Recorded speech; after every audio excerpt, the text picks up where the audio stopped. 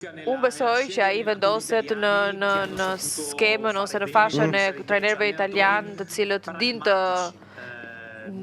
janë pragmatik, pra janë nuk besoj që do të kërkoj gjëra të ndryshme në diskursi pragmatik, teknik, ka një tentativë për të bërë një futboll të mirë, por pa humbur pikpamjen në pjesën e mbrojtjes, por është edhe një trajner i cili synon edhe në sulm, ka kryer gjithmonë lojë, janë shënuar gola në sundimin e tij si trajner, si në Serie A, në Cagliari, të cilën solli në vend të tretë, në Catania dhe me Kievon vite më parë. Pra, që trajneri i cili është mësuar, le të themi, të trajnojë skuadra jo të fashës së parë, por duke i bërë ata që të japi një futboll të mirë, dhe unë presi futboll të mirë nga Shqipëria dhe shpresoj që të ketë rezultate dhe në kualifikimet europiane.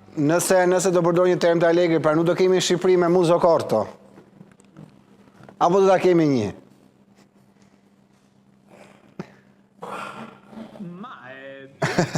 Unë kujtohem që edhe ndeshja këtu në Brescia të Maran shumë zbavitëse.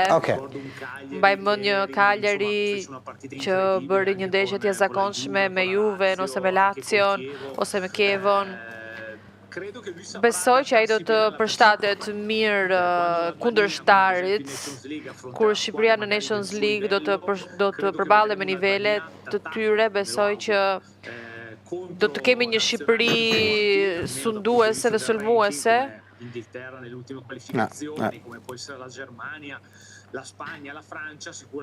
Sigurisht do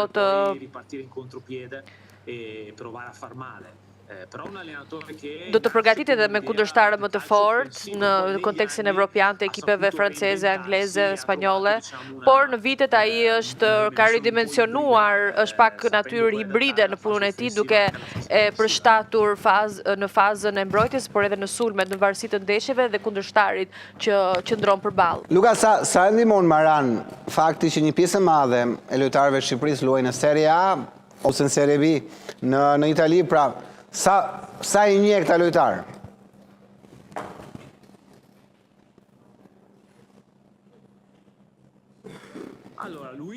Ai është një trajner i cili është i kujdesshëm me grupin, nuk është konfliktual në punën e tij, ka pasur disa kontrastime në disa situata kur nuk janë arritur. Në Bari do kujtoja unë, paktën historia e Barit do kujtoja unë. Qëllimet e tij. Por ai është një lider i grupit, di të flasi me lojtarët e vet, një futbollin ndërkombëtar. Të paktën fillimisht besoj që ai do të varet më shumë nga lojtarët që luajnë në Itali ose në ekipe të forta. Pra janë lojtarë të cilët ai besoj njeh,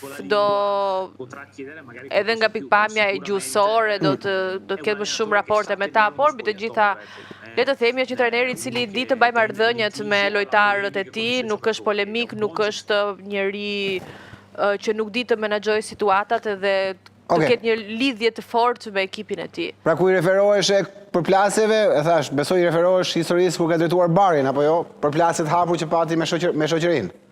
Apo ka pasur raste tjera?